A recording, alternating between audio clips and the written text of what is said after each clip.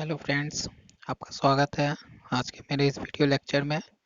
तो आइए, आज का वीडियो का टॉपिक है Paul Pauli Pauli's exclusive Pauli's exclusive principal.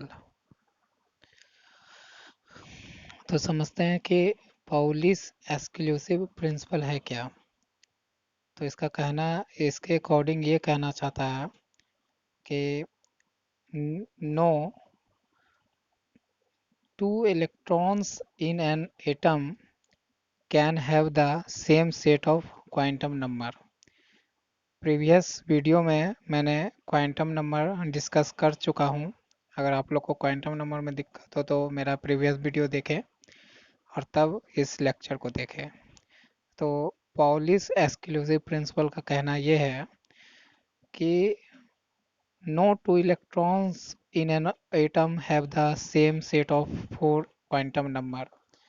इसका कहने का मतलब है कि कोई भी दो इलेक्ट्रॉन, जब हम दो इलेक्ट्रॉन लेते हैं किसी भी इन एन एटम, एक एटम में जब हम उसका दो इलेक्ट्रॉन लेते हैं, ठीक है, तो ऐसा कभी पॉसिबल नहीं होगा कि can have the same set of 4 quantum number. जितना क्वांटम नंबर है, क्वांटम नंबर के टाइप थे 4, ठीक है, तो वो चारों क्वांटम नंबर किसी भी एक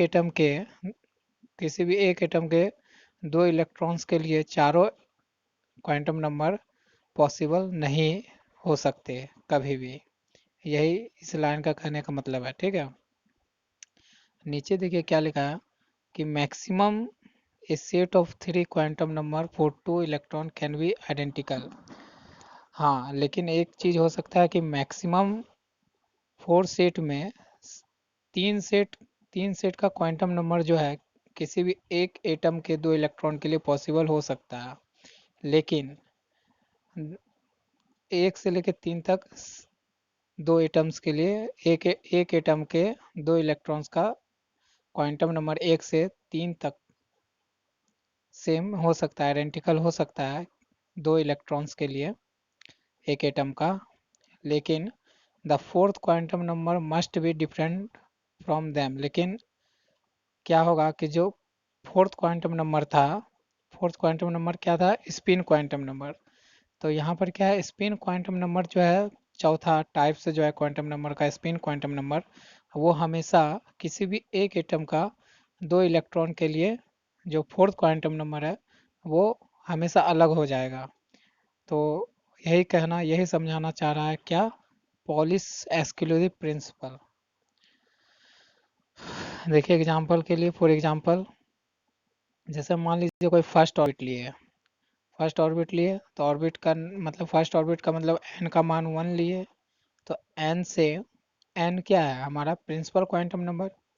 तो देखिए किसी भी ऑर्बिट पे एक एटम के लिए प्रिंसिपल क्वांटम नंबर एन से रिप्रेजेंट करते थे, तो वो एक एक हो सकता है। देख लीजिए यहाँ एन इक्वल टू 1 और इधर n equal to 1 right side एक हो सकता है।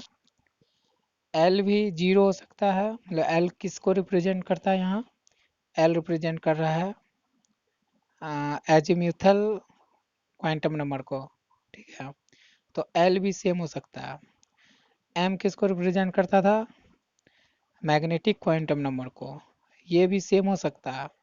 लेकिन देखिए जो स्पिन क्वांटम नंबर को रिप्रेजेंट करते थे एस से, वो देखिए प्लस हाफ और नेगेटिव हाफ आ गया एक ही एटम के दो इलेक्ट्रॉन्स के लिए। तो ये क्यों हुआ?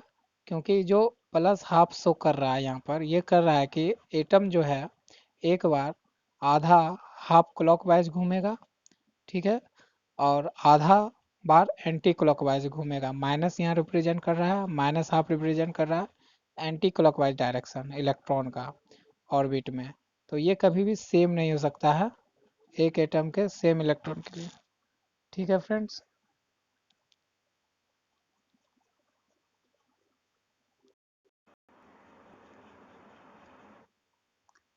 तो फ्रेंड्स आपको समझ में आया होगा कि पॉलिश एक्सक्लूसिव प्रिंसिपल कहना क्या चाहता है कि किसी भी एक एटम में दो इलेक्ट्रॉन का फोर्थ टाइप जो है क्वांटम नंबर वो पॉसिबल नहीं हो सकता है कभी भी, क्योंकि हमेशा 1 से 3 तक तो मैच कर सकता है 2 इलेक्ट्रॉन्स के लिए, लेकिन फोर्थ जो है स्पिन क्वांटम नंबर वो 2 इलेक्ट्रॉन्स के लिए अलग अलग हो जाएगा, एक पॉजिटिव हाफ साइकिल हो जाएगा, एक नेगेटिव हाफ साइकिल। तो इसी पे ये क्या होगा, रूल समझा रहा। अब आते हैं हंस रूल। हंस रूल किसे कहते हैं समझ लेते हैं।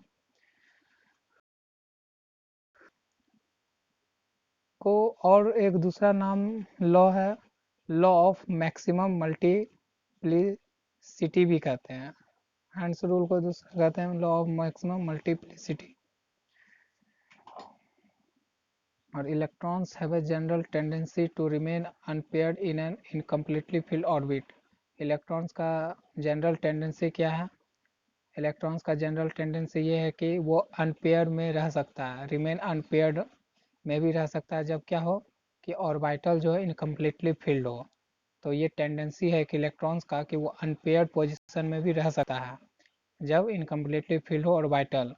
सो ऐसा होने से क्या होता है, as to have maximum spin multiplicity. तो इस स्थिति में क्या होता है कि स्पिन मल्टीप्लिसिटी जो होता है मैक्सिमम होता है किसी भी इलेक्ट्रॉन का, और मैक्सिमम स्टेबिलिटी भी होता है उस समय, और मैक्सिमम एनर्जी भी चाहिए।